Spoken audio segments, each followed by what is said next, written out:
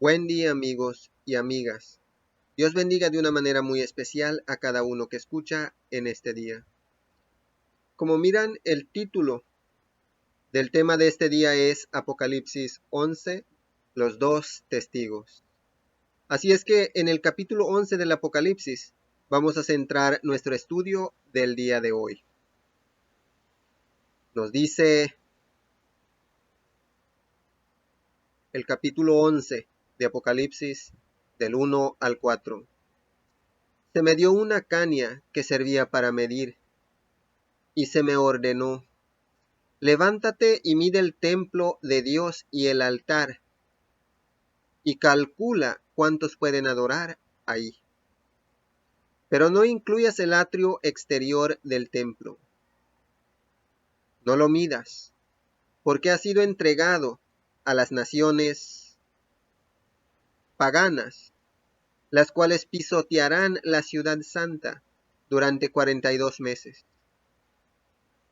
Por mi parte, yo encargaré a mis dos testigos que vestidos de luto profeticen durante 1260 días. Estos dos testigos son los dos olivos y los dos candelabros que permanecen delante del Señor de la tierra. La línea de pensamiento del Apocalipsis 10 continúa en el capítulo 11. Dice el profeta que se le dio una caña que servía para medir, o una caña de medir. Esta caña debía ser usada como una vara de medir. Lo podemos comparar con Ezequiel y el simbolismo que se encuentra ahí en el capítulo 43, 46 y también Zacarías 1 y 2. Entonces se le dio la orden que se levantara para medir. Se le ordena a Juan que participe de la acción que se le muestra en la visión, que mida. El símbolo del hombre que medía a Jerusalén con un cordel se interpretó como una garantía de que la ciudad sería reedificada. Por lo tanto, la mediación del templo y sus adoradores puede sugerir también una promesa de restauración y preservación. En el paréntesis, entre los sextos sellos y el séptimo, hay una garantía de que a pesar de los terrores que acompañarán a la segunda venida de Cristo, Dios tiene un pueblo que permanecerá firme. Este otro paréntesis entre la sexta y la séptima trompeta también puede tener el propósito de confirmar que en medio de los horrores que acompañan el sonido de las trompetas, el templo de Dios, es decir, el plan de la redención que en él se presenta, y los verdaderos adoradores del Señor están a salvo. Esta restauración y conservación del templo de Dios también parece tener una aplicación especial para la comprensión más plena del significado del ministerio de Cristo en el santuario celestial. Conocimiento que ha ido en aumento desde 1844.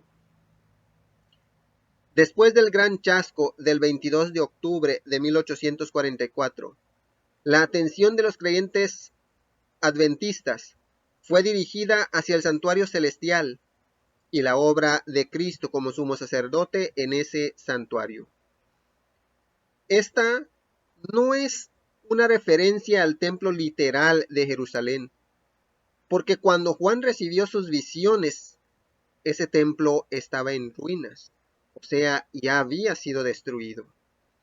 Los judíos fueron rechazados por Dios como sus representantes escogidos, como lo afirma Mateo 21:43. Y por esta razón ese templo nunca sería restaurado como centro de culto divinamente reconocido. O sea, cuando hablamos de lo que es el templo, de lo que fueron los templos, el que edificó Salomón y el que se edificó en tiempos de Zorobabel, Esdras y Nehemías, vemos de que para este tiempo hay muchos pensando de que un edificio físico se levantará una vez más en Jerusalén, porque ese es el pueblo de Dios.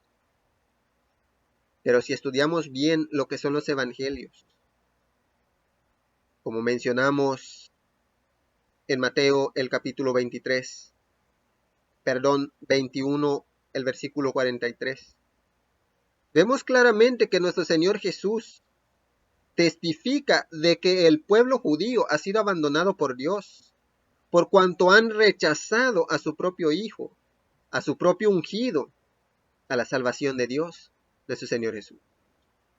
Entonces, eso quiere dar a entender de que de perdido un tercer templo con la aprobación de Dios, mucha atención a lo que estoy diciendo, que un tercer templo de perdido con la aprobación de Dios no será levantado en medio del pueblo judío. Eso no quiere decir que de alguna manera no levanten otro templo. Podrían hacerlo, pero sin la aprobación de Dios. Esta no es una referencia al templo literal de Jerusalén, porque cuando Juan recibió sus visiones, ese templo estaba en ruinas. Los judíos fueron rechazados por Dios como sus representantes escogidos, por la dureza del corazón de ellos y por el rechazo al ungido de Dios, su propio Hijo. Y por esta razón ese templo nunca será restaurado como centro de culto divinamente reconocido.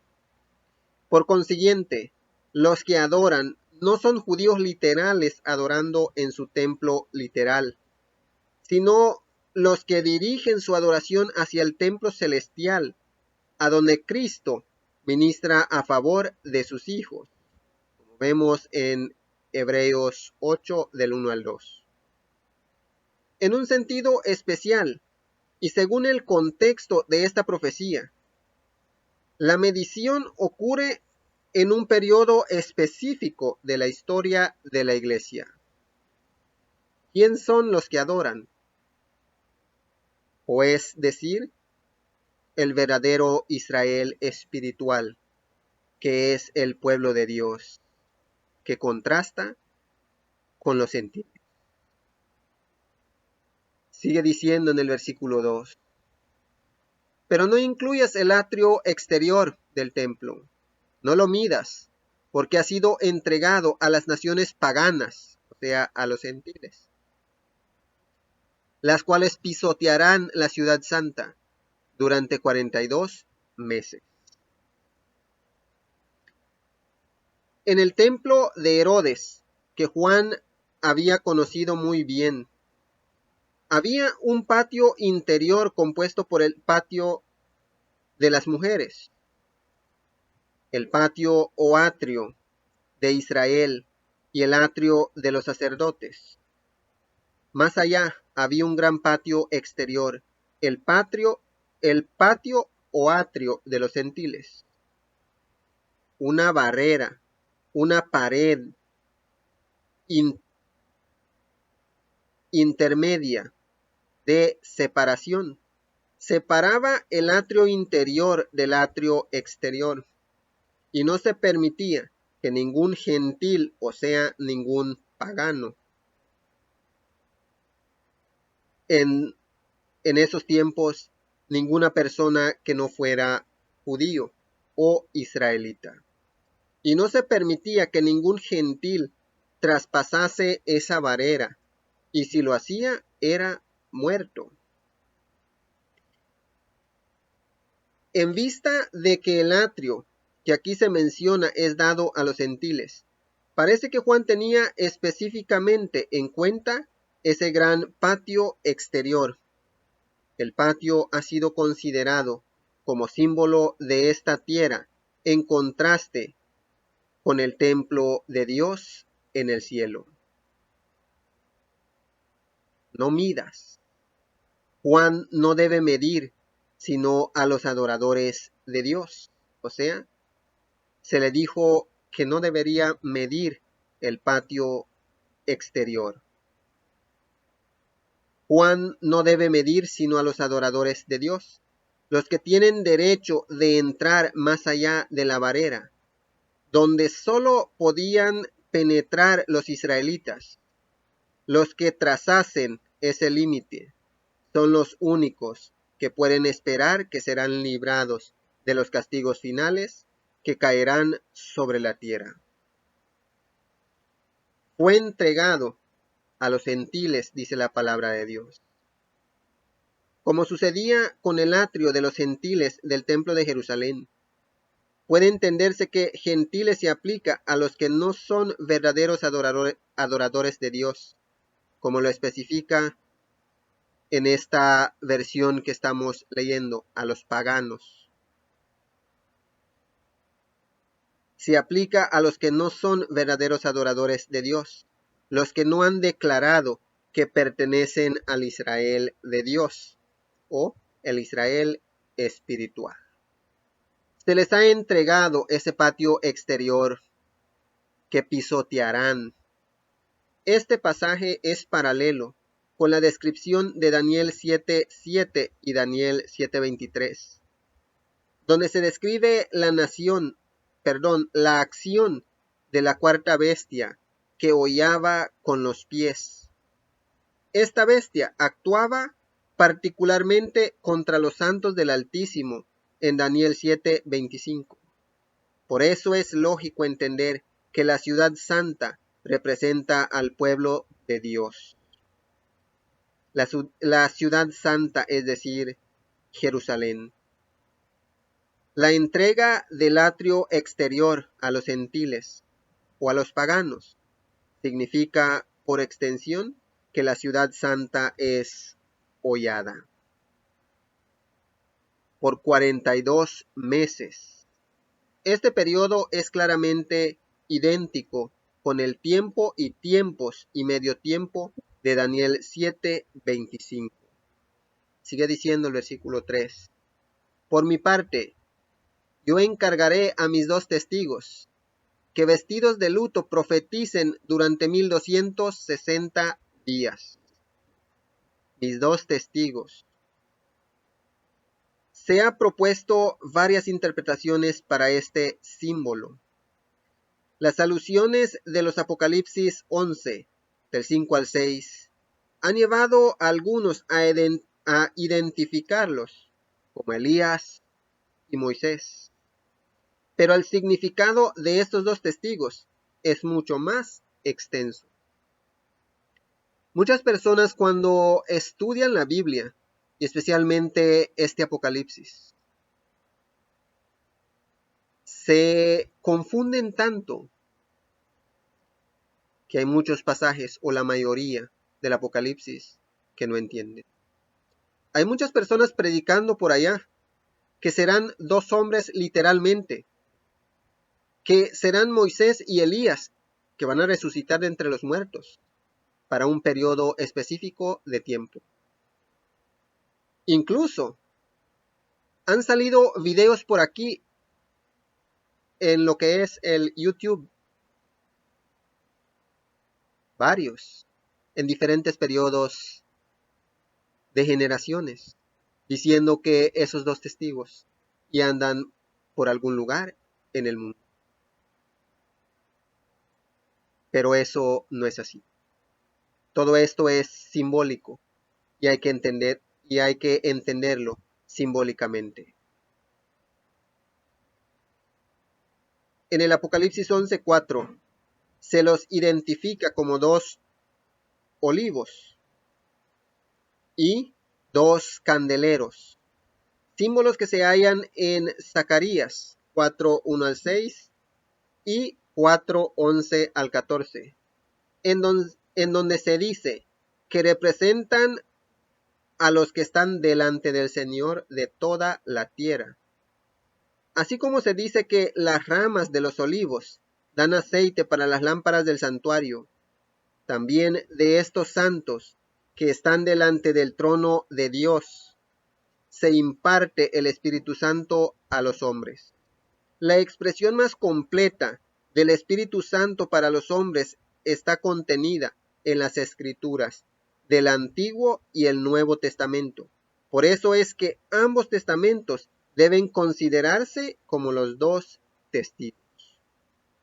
El salmista declara de la palabra de Dios: lámpara es a mis pies tu palabra y lumbrera a mi camino. La exposición de tus palabras alumbrará. En Salmo 119, 105 y Salmo 119, 130. Espero en Dios que esté quedando claro y hayan entendido que estos dos testigos a quien hace referencia la palabra de Dios son simbólicos y su simbolismo se identifica con la Biblia, el Nuevo y el Antiguo Testamento.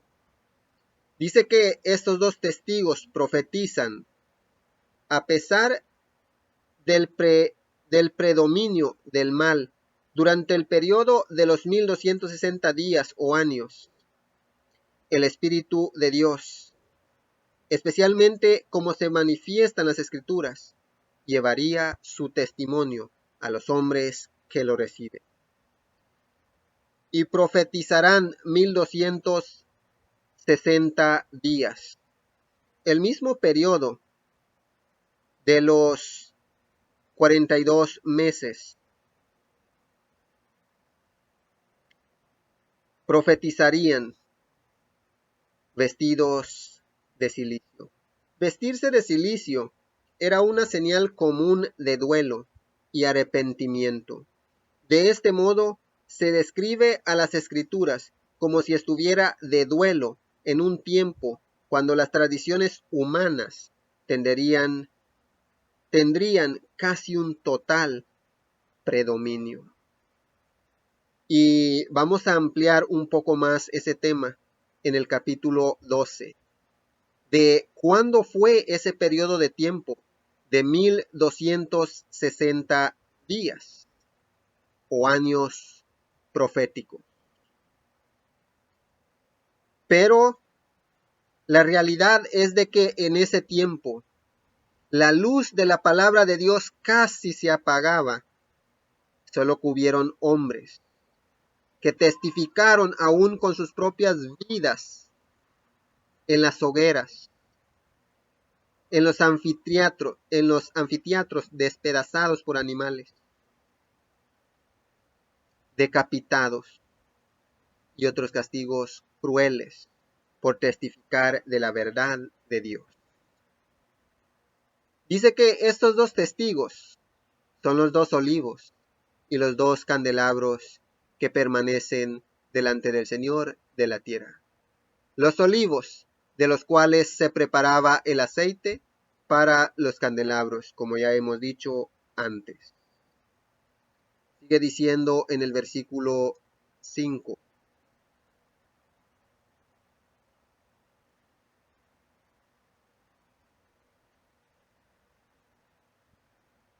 En el versículo 5 nos dice: si alguien quiere hacerles daño, ellos lanzan fuego por la boca y consumen a sus enemigos. Así habrá de morir cualquiera que intente hacerles daño. Fuego sale de sus bocas para devorar a los que quieren hacerle daño. Semejante al castigo que Elías hizo caer sobre los mensajeros de Ocosías. Lo podemos ver en 2 de Reyes 1:10 y 1:12.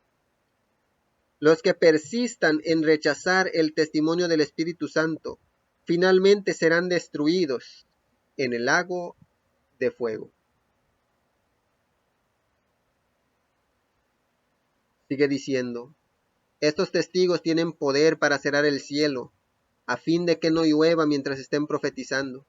Y tienen poder para convertir las aguas en sangre y para azotar la tierra cuantas veces quieran con toda clase de plaga. Tienen poder para cerrar el cielo. Parece ser también una alusión a Elías, que predijo que no llovería en Israel en estos años, sino por mi palabra en Primera de Reyes 17:1. O como lo presenta Lucas el evangelista, por 3 años y 6 meses en Lucas 4:25. Tienen poder también para convertir las aguas en sangre. La alusión a los testigos recuerdan hasta ahora a Elías, pero este versículo parece aludir a Moisés y a la primera plaga sobre Egipto en Éxodo 7:19-21. Dice, no solo con esa plaga, las aguas en sangre, sino que también con toda clase de plaga. Los testigos no solo tienen poder para herir a sus enemigos con la primera plaga que cayó sobre Egipto, sino que tienen autoridad para herir la tierra con cualquiera de las plagas.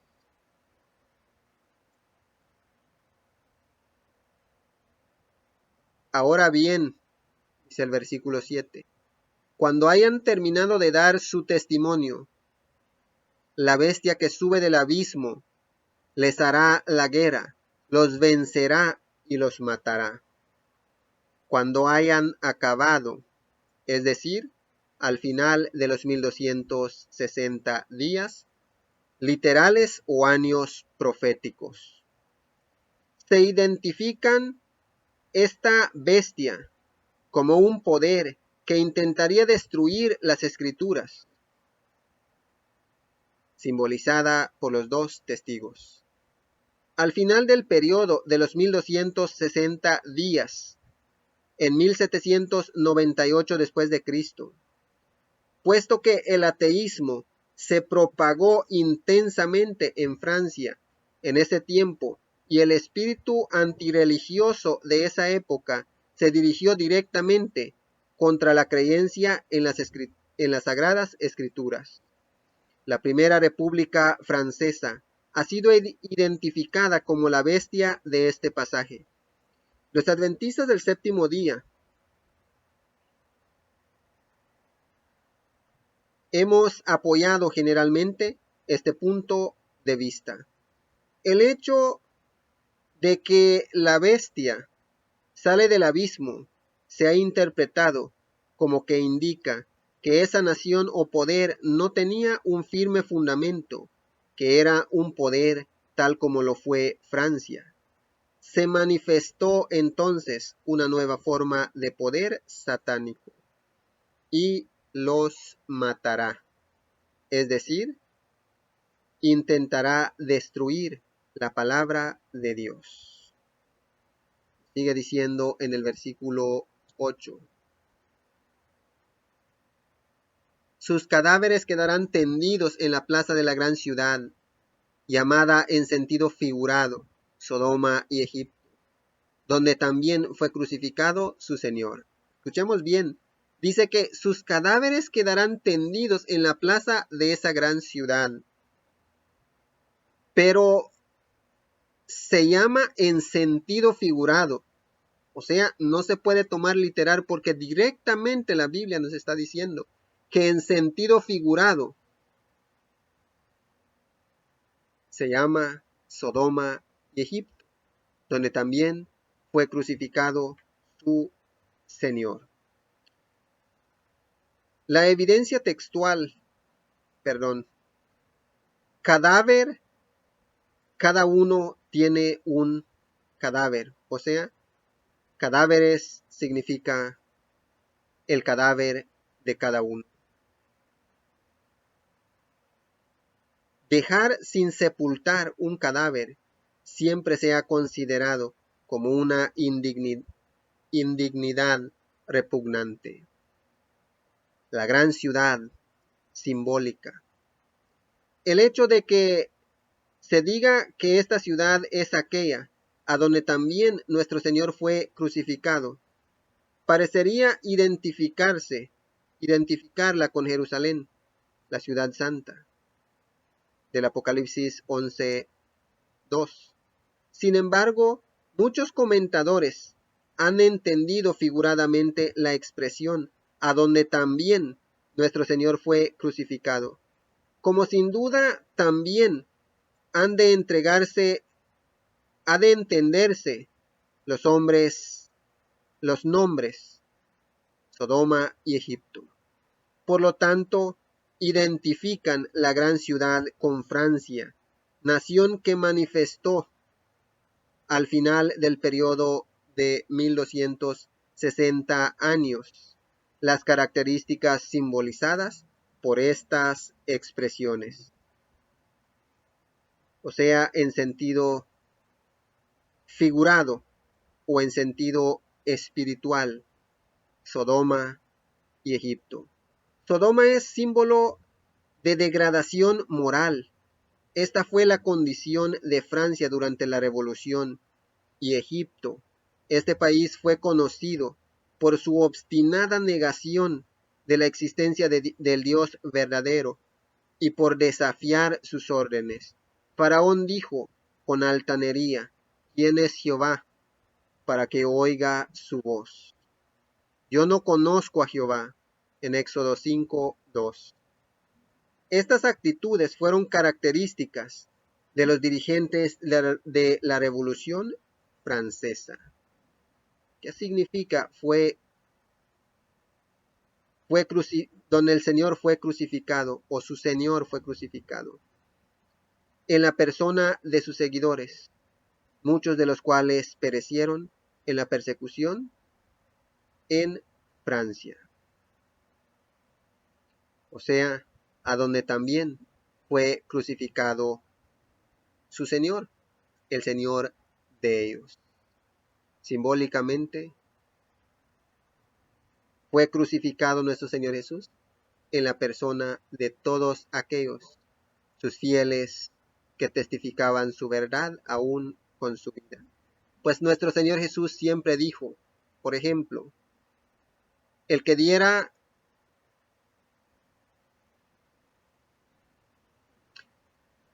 me viste en la cárcel y no me visitaste. Me viste en el hospital y no me visitaste. Me viste hambriento y no me diste de comer. Me viste sediento y no me diste de beber. Me viste desnudo y no me vestiste. Y a quienes nuestro Señor Jesús se los dice. Ellos dicen, Señor, ¿a dónde te vimos? Él dice, lo que dejaste de hacer a uno de estos mis hermanos más pequeños, a mí dejaste de hacerlo. Así es que estos de igual manera, mientras sacrificaban a los seguidores de nuestro Señor Jesús, lo hacían directamente a Él. Y sigue diciendo el versículo 9. Y gente de todo pueblo, tribu, lengua y nación contemplará sus cadáveres por 3 días y medio y no permitirá que se les dé sepultura. Los pueblos y naciones. Otras naciones que observarían la guerra de Francia contra la Biblia. 3 días y medio.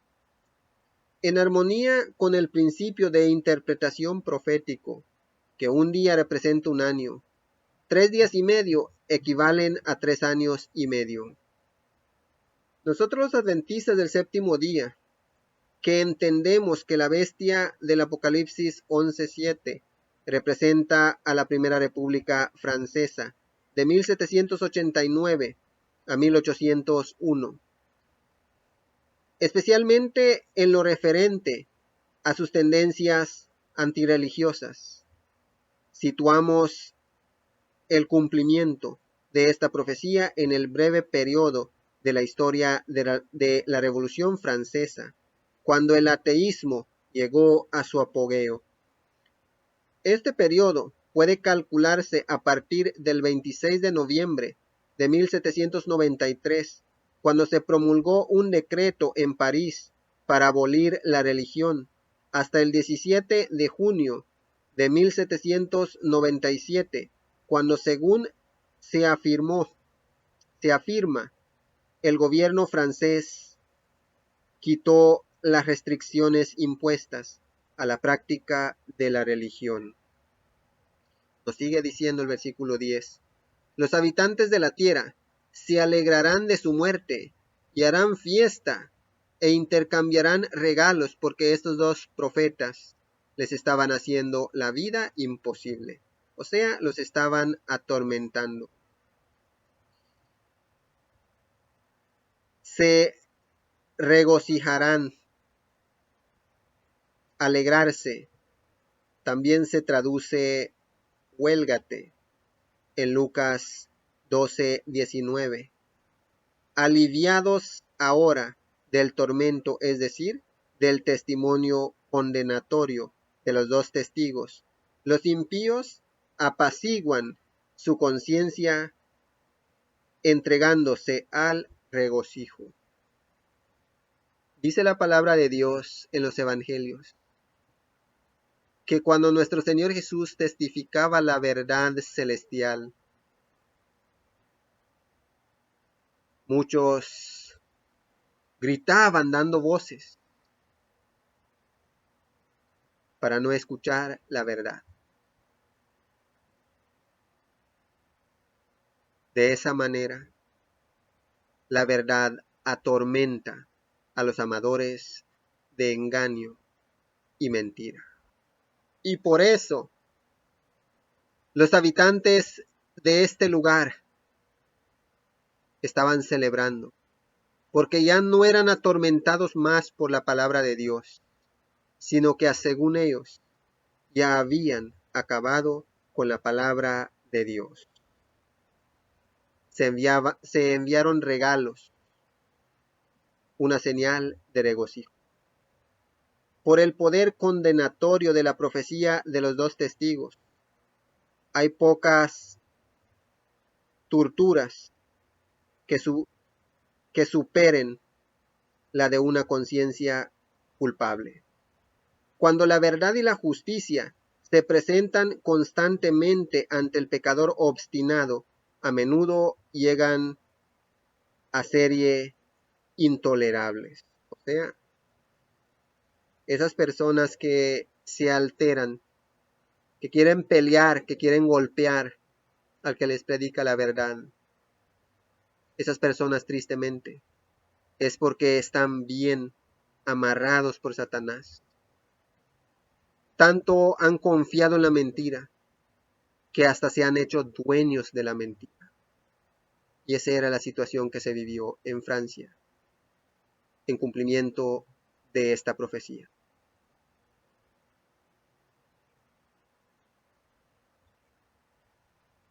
Nos sigue diciendo el versículo 11.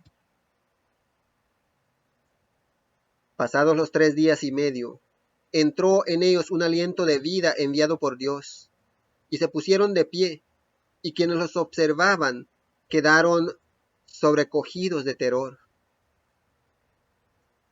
Después de 3 días y medio, o sea, al fin del periodo, cuando los cuerpos de los testigos estuvieron insepultos y expuestos a la contemplación pública, el espíritu de vida entró en ellos, o un espíritu que es vida. La frase hebrea, ruach hajim, equivalente a la que comentamos,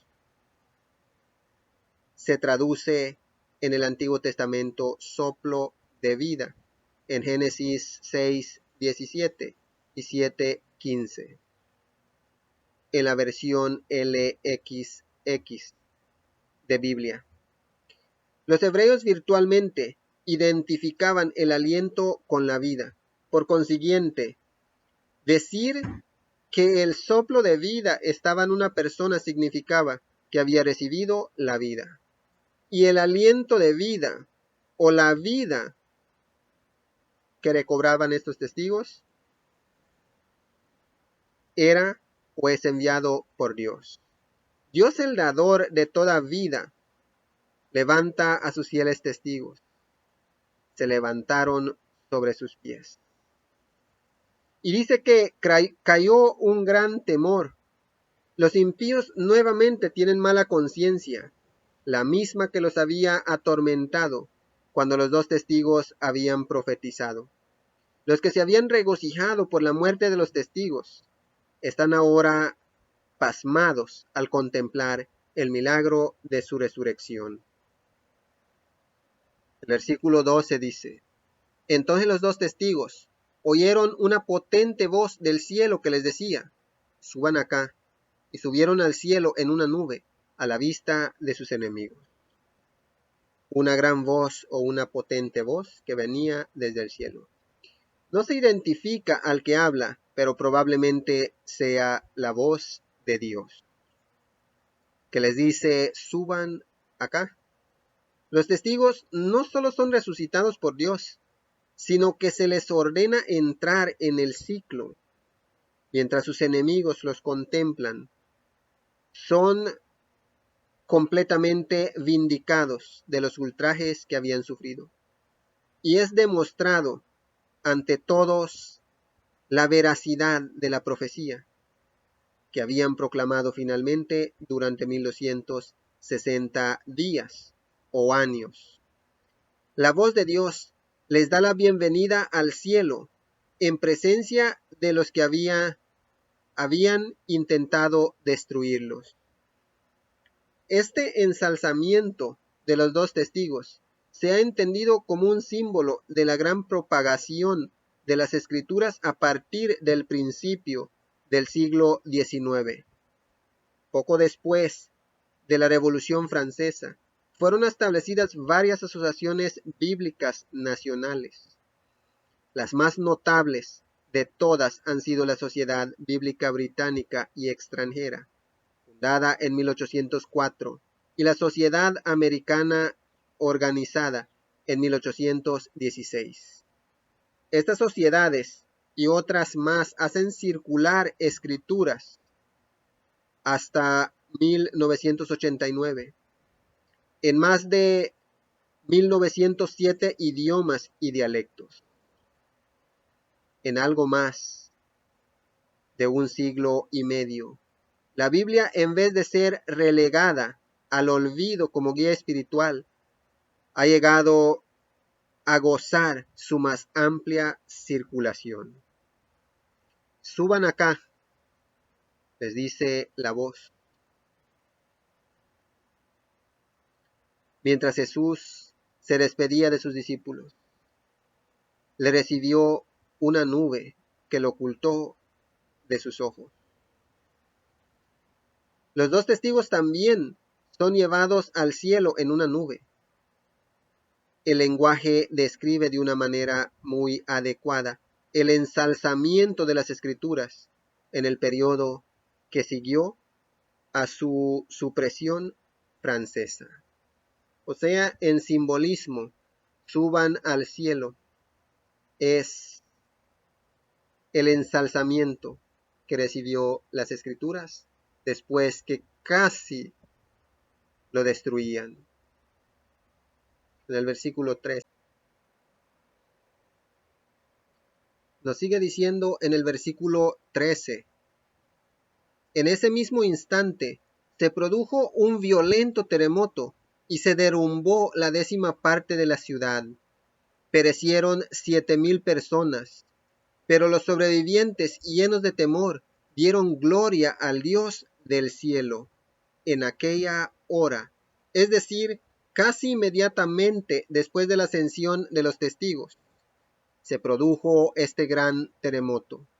El símbolo de un terremoto se usa repetidas veces en las Escrituras para describir la agitación y perturbación que caracterizan al mundo inmediatamente antes de la segunda venida de Cristo. Cuando los comentadores aplican esta profecía a Francia, ven en el terremoto un cuadro de la agitación que sacudió esa nación a fines del siglo XVIII. La 10ª parte de la ciudad se derrumbó. No es el terremoto final, porque en esta ocasión solo cae una fracción de la ciudad. Este terremoto significa un castigo transitorio que atemoriza a algunos de los que se han gloriado por la muerte de los testigos. O sea, en forma simbólica, este terremoto representa un castigo de parte de Dios para esa nación que causó que muchas personas perdieran sus almas por su arrogancia hacia Dios y hacia las santas escrituras. 7,000 es el número que se registra. Perecieron 7,000 personas. Un número comparativamente pequeño de personas, pero suficiente para que los sobrevivientes reconozcan la soberanía de Dios, cuyos testigos habían desaparecido. O sea, a pesar de que aún Dios tuvo misericordia de esa nación, ese castigo fue suficiente para que la mayoría se dieran cuenta de su arrogancia, de su mal proceder delante de Dios, y se arrepintieran y dieran gloria a Dios. Este título se usa frecuentemente en Daniel 2, 18, 19, 2, 37, 2, 44. Dice el versículo 14. El segundo ay ya pasó, pero se acerca el tercero. O sea, los castigos correspondientes a la sexta trompeta, que terminó en 1840. El tercer ay, los acontecimientos descritos durante la séptima trompeta. Nos sigue diciendo en el versículo 15. Tocó el séptimo ángel su trompeta, y en el cielo resonaron fuertes voces que decían: el reino del mundo ha pasado a ser de su Señor y de su Cristo, y él reinará por los siglos de los siglos. O sea, el séptimo ángel, el principio del tercer ay, que marca el fin del paréntesis entre la sexta y la séptima trompeta. Nosotros los adventistas del séptimo día creemos que el comienzo de la séptima trompeta fue en 1844. Dice grandes voces, probablemente fueron la de las huestes celestiales. En la séptima plaga también se oye una gran voz que procede del templo del cielo. En Apocalipsis 6, 17. Reinos. La evidencia textual establece el texto reino. Cristo recibirá el reino poco tiempo antes de su regreso a la tierra, como vemos en Daniel 7:14. Y cuando venga toda oposición terrenal, será aplastada. Su Cristo, es decir, su ungido. Las huestes celestiales, que no han sido salvadas por Cristo, se refieren a Él como el Cristo de Dios o del Señor, probablemente porque el título Cristo se refiere de un modo particular a la segunda persona de la deidad en su obra como aquel que fue ungido para la obra de la redención, y reinará por los siglos de los siglos. El versículo 17 dice: Señor Dios Todopoderoso, que eres y que eras, te damos gracias porque has asumido tu gran poder y has comenzado a reinar. El Todopoderoso, un título particularmente adecuado para Dios como vencedor. Has tomado y has reinado, como dice la versión 1960. Los dos verbos están en tiempos diferentes. Se traduciría mejor: has tomado el reino y comenzado a reinar.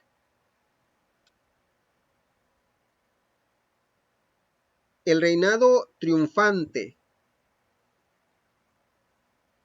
El reinado triunfante comienza cuando Dios hace efectiva su omnipotencia.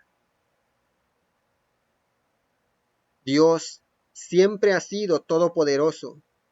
El reinado del pecado ha existido solo por la tolerancia divina, con el propósito de que se revelara a los seres creados la verdadera naturaleza del mal.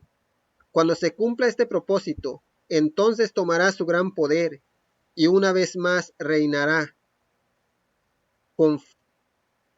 en forma soberana. O sea, cuando nos ponemos a pensar lo que es este mundo y el tiempo en que estamos viviendo, siempre que pensamos en Dios y en su poder para bien de la raza humana, nos es necesario pensar en el poder de Satanás, en ese poder destructivo que se dirige hacia la raza humana. Pero cuando el Señor le marque el fin a todas las cosas, solo su poder existirá. Y Dios ha permitido que sea así en todo este tiempo, para que todos los redimidos tengan conciencia de lo que realmente el mal o la desobediencia a Dios provoca. Y ya ni en la mente de los redimidos va a pasar lo que es la desobediencia a Dios. En el versículo 18 dice: las naciones se han enfurecido, pero ha llegado tu castigo, el momento de juzgar a los muertos y de recompensar a tus siervos los profetas, a tus santos y a los que temen tu nombre, sean grandes o pequeños, y de destruir a los que destruyen la tierra. Se airaron las naciones, dice la palabra de Dios. La ira será característica de las naciones antes de la venida de Cristo. Se agruparán para oponerse a la obra de Cristo y a su pueblo. Ira. La ira de Dios se sintetiza en en las 7 últimas plagas. En Apocalipsis 16. La obra de oposición contra Cristo es detenida por estas plagas. Tiempo, en griego, kairos, un tiempo particular con un propósito. Este es un tiempo de juicio, tanto para recompensa como para destrucción. Tiempo de juzgar. El que Juan hable de la recompensa y de la destrucción significa que se refiere al juicio final, que tendrá lugar después de los 1000 años. Y Dios dará galardón o el galardón a sus siervos, puesto que los acontecimientos enumerados son consecutivos. Esta recompensa es la heredad de la tierra nueva al fin de los 1000 años. Y recibirán recompensa los profetas. Los siervos especiales de Dios hablan por él. Llevaron pesadas responsabilidades y a menudo sufrieron terriblemente por su Señor. Pero también los santos de Dios serán galardonados. Los miembros del cuerpo de Cristo se caracterizan por la pureza de sus vidas. Y los que temen a Dios de igual manera. En griego, hoy, fabumenoi, frase que se usa los hechos para referirse a los que adoran al verdadero Dios, en Hechos 10:2. Aunque no eran plenamente prosélitos de Israel, si se emplea aquí este mismo significado, puede entenderse que esta tercera clase que recibirá una recompensa en el juicio son los que no conocieron completamente a Cristo y sus caminos, pero que vivieron de acuerdo con toda la luz que les fue dada, temieron el nombre de Dios hasta donde les fue revelado y por lo tanto reciben su recompensa. Pero la frase hoy, fabumenoi, puede simplemente estar unida con la palabra que se traduce santo. Y entonces diría, los santos, es decir, los que temen tu nombre. Pero también pequeños y grandes. Las jerarquías del mundo no tendrán ninguna importancia en el juicio final. O sea, en este tiempo, cuando se piensa sobre los reyes, los ministros, los presidentes, o simplemente en las personas millonarias. Si no es la mentalidad de ellos, es la mentalidad de alguno, pero a según tienen clases. Un pobrecito no se puede acercar a ellos porque tienen clase. Pero en el día de juicio no habrá clase. Serán recompensados tanto grandes y pequeños, reyes, presidentes, ministros, ricos, pobres, todos serán recompensados. Y serán recompensados o juzgados según sus obras. Los que aceptaron a nuestro Señor Jesús y le obedecieron mientras vivieron en esta tierra, serán recompensados, dándoles entrada al reino de Dios y vivir con Él por una eternidad. Pero los que no, tristemente, serán lanzados al lago de fuego, que vamos a estudiar más adelante. De destruir a los que destruyen la tierra. La suerte de los impíos, de los que han destruido la tierra física y moralmente, es muy adecuada. Ellos mismos serán destruidos. La gloria sea para Dios. Ya vamos terminando en el versículo 19. Entonces se abrió en el cielo el templo de Dios. Allí se vio el arca de su pacto. Y hubo relámpagos, truenos, estruendos, truenos, un terremoto y una fuerte granizada. Entonces se abrió el cielo y el templo de Dios. Ante Juan se presenta una visión, el templo de Dios con el arca de su pacto como centro de la visión. En el santuario terrenal, que era una reproducción del verdadero, como dice Hebreos 9:24, en la versión bíblica BJ, que está en el cielo. El arca estaba en el lugar santísimo, que era el centro del servicio, el día de la expiación, día que simbolizaba el juicio. Durante el transcurso de la séptima trompeta, Juan ve el templo de Dios en el cielo, y específicamente el arca de su pacto, lo cual significa que ha comenzado la segunda y última parte del ministerio celestial de Cristo, que corresponde con el símbolo del día de la expiación. Otros pasajes revelan que esta fase final, que esta fase final de la obra de Cristo comenzó en 1844. Por lo tanto, nosotros los adventistas del séptimo día colocamos el comienzo de la séptima trompeta en ese año. El arca de su pacto.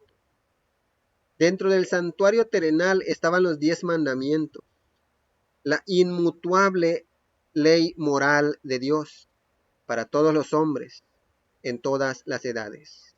Ningún creyente en Dios en el tiempo de los judíos podía imaginarse el arca sin pensar inmediatamente en los 10 mandamientos. La visión de Juan